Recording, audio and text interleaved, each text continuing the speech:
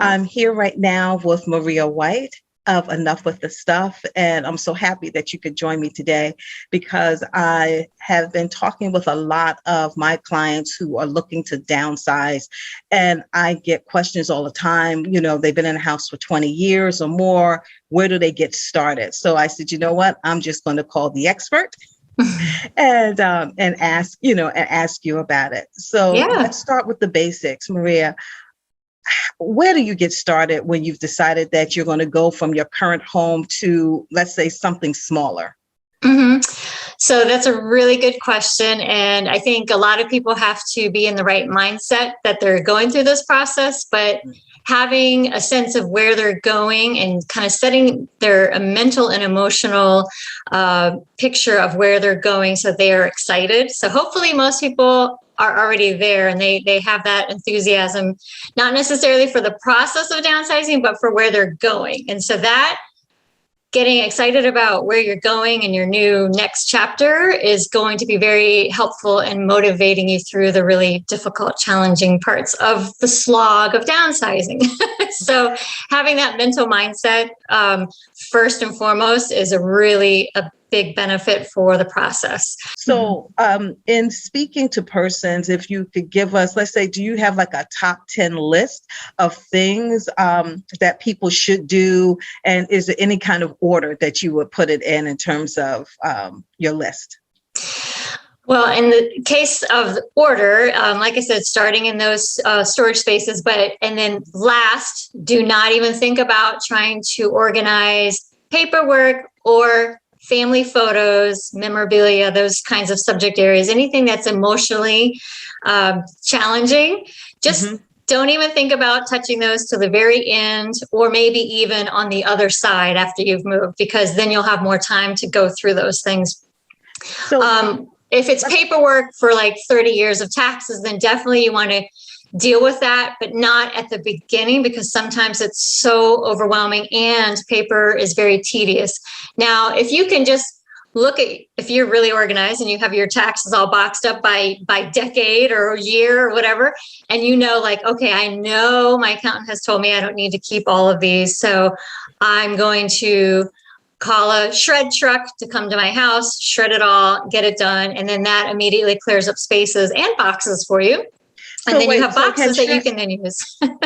Oh, I'm sorry. You just made me think of something. Yes. Shred trucks can actually come to your home. So Absolutely. Versus waiting for a shred event. Exactly. So they're actually really inexpensive, anywhere between $80 to $90. It does depend on your location, however. But yes, it's so convenient, and you can dump them into one of your big trash cans, or you can just leave them in the boxes, and they just throw them in right in front of you. You can watch it get shredded, and then they're gone in like 10 minutes. So it's really great. So paper memorabilia, I can say that word, I can, should be last. So that's last. So what would be first? Like I said, the storage room areas. So because those are usually easy decisions. But while you're going through a basement storage area, if you happen to run across memorabilia, because that's usually where people store the memorabilia, don't try to go through it all right then on the first pass. The first pass should really be all the easy decisions, like, all the empty boxes. I don't know what it is about people and keeping empty boxes for their TVs, computers that are like already, those are long gone items in your house. People just tend to keep empty boxes. They open up a new item, they throw the box down in the basement. So that right there will clear up a ton of space in your basement for a lot of people. But then there's also just some easy decisions. So just save the memorabilia, tuck it to one side of the storage room or the garage, and just hold off on going through that until you have a little more momentum going through the process. As you go through your house, when I'm working with my clients who are downsizing, I typically say, we'll probably do a couple of rounds in the house. So we'll start with the easy stuff in each space. And that it helps get that momentum going, gets you in the mindset of letting go. And then you go through everything. And then at that point, people are usually like, okay, I am seeing the reality of how much stuff I have. And I now know I cannot keep all of this that I was dreaming of keeping. And they start letting go of more because they realize it's just too much.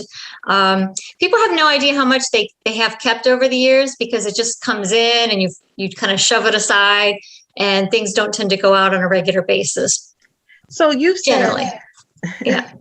So you said that the first round, and so in speaking with someone who you are helping to declutter and get rid of things to help downsize, they have you right there. So if for example, if I'm by myself and I'm in here, and you said go around for the first round for the easy stuff, what do you deem as easy stuff? How do I identify what is easy? So like a guest room. Guest room tends to have things just tucked away in there that for the just in case, or the I don't use it very often. It's the once a year this comes out kind of thing. That's easy. Go through, start purging. Linen closets can be easy to purge as well. You're downsizing from maybe a 4-bedroom house to a 2-bedroom house. So there you go. That's immediately you can cut all that in half. And you may be buying new linens for staging. So again, you can let go of the older things, donate to a charity. Towels can go to dog shelters, animal shelters. So there's lots of easy areas that you can start with. And then even in a kitchen, just that can be really overwhelming kitchen for people. If you are thinking about like, oh, I've got to look at every single thing today. No, break it down, do things in pieces. And what I like to have people do when they're trying to do this on their own, it can be really overwhelming. If you have another friend who's going through it with you, you guys can be each other's accountability buddies. Schedule a time on your calendar and say, okay, you're going to work in whatever space and I'm going to work in this space in my house. Let's check in 30 minutes to an hour and see where we are. And that can be really motivating when you know somebody is going to be checking in on you. And then there's also the gamify process. I love to use this with people, is gamifying the process so that you are trying to beat the clock. So set a timer for 20 minutes and say, okay, I'm going to look in my 2 cupboards here in my kitchen. And I'm going to try and make decisions about what's in here before the timer goes off. And there's almost in every cupboard a few things you haven't used in forever. You don't really like it. You always reach for the same favorite mugs. You use the same dishes. You use there's just always the things you use the most. The 80-20 rule, you use 20% of what you own 80% of the time. So start looking for that for that other percent of things you don't use and start culling those and purging and getting them out. And then, you can do that every day. You can just pick a different area, either of the kitchen or go to a different room. You can even gamify every room in a day and just say like, all right, the kitchen, I'm going to do 20 minutes on these cupboards. Then I'm going to move on and do my linen closet for 20 minutes. And then I'm going to move on and do my bathroom cabinet for 20 minutes, so that you're not getting overwhelmed by one space and too much. If you're not moving till next year, start the downsizing process now. Don't wait for a month before you have to get your house on the market. That will create so much stress that is not necessary to add to your life. So start as soon as possible so that you can handle these small little chunks of organizing, and everyone's different. So that might work really well for some people. Other people, the accountability buddy might really help. And then other people might need to hire a professional like myself to come in and really work with them to help them make those decisions and keep them on track through the process. So I like to recommend my clients just keep boxes either in each room or in each floor, and just start really looking around the house with fresh eyes so that you're in the mindset now, you're planning on selling your house, you're going to be moving to this new space. Now, when you enter a room, your living room, dining room, kitchen, start looking at the space with fresh eyes and start noticing the things you become clutter blind to. even if you have a really beautiful house and it's not cluttered necessarily, you still have the knickknacks on the shelves and on the side tables and things like that that have been there for 30 years, right? And you just don't really notice it anymore, which means you don't really appreciate it anymore. And it may not bring, any real feelings of excitement or happiness when you see it. It's like, okay, well, I loved it when I bought it, but now not so much. I could let it go. So when you start noticing things again in the room that you haven't really noticed in a long time, those are the things that you can kind of seek out and make a decision about probably a little more easily than anything that's really super sentimental. So those, if you have a box in each room or on each floor for donate and trash, you can then quickly, easily make that decision, go walk over and put it in the box for donate. And as the box fills up, immediately put it in the car in the front seat so you don't forget about it. And then next time you're driving by your donation place, you can drop it off, or you can schedule a pickup, of course, Well, those are the things that we should do. And you mentioned early on something that we should not do, which is, do the memorabilia first. That's something we should not do. Are there other things that we should not do or stay away from? Anything like that? Yeah, the family photos. When you're going through the process, you're going to run into the boxes with all the pictures and the albums that have been tucked away. And people want to start immediately going through the pictures like, oh, look. And then you're just down a rabbit hole of memory lane, and you can spend days going through pictures. So it's not the time at the beginning of this process to start doing that. So again, just set that aside. You'll have to, you've been saying you're going to do the pictures for how many years? Because every single house I've ever been in, they have the boxes of photos and they have said, oh, I was going to get to that someday. And it's 30 years later. So the someday might be before you move. If you get your house really ready early and you're all good to go, then you can maybe sit down and go through a few boxes before the actual physical move.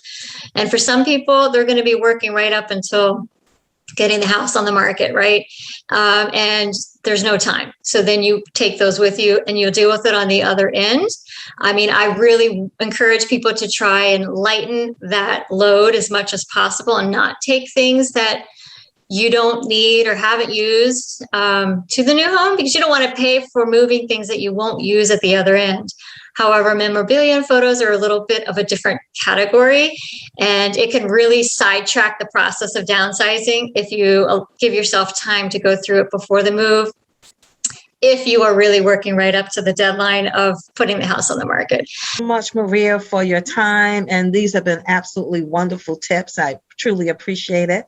And as always, I know that you are always available to help out. And so with your website, I think, don't you have a free tip? Yes. Yeah, if they go to my website, they can download a tip. They can sign up to get it. And it's www.enoughwiththestuff.com. And enough is spelled ENUFF, like stuff. If they are not in my region, I'm in Northern Virginia. So if they need an organizer, a professional in their area, and outside of my area, they can always go to napo.net and do a zip code search. And that is my national association that I'm affiliated with. So NAPO is the National Association of Productivity and Organizing Professionals. And you can do a zip code search for a local organizer in your region. They can come in and help you either with giving you just advice on where to start and how to get started, or they can do the hands-on organizing with you. So everyone has their niches that they like to do. And so you can look for somebody who works with the downsizing, or maybe you just want someone to come in and help you with the paper part of it. That's another option. You can hire for specific needs through the process. So napo.net is how you can find those people. Thank you so much, Maria. Yes. Thank you for having me. It was great speaking with you. Okay, great. Take care now. Bye.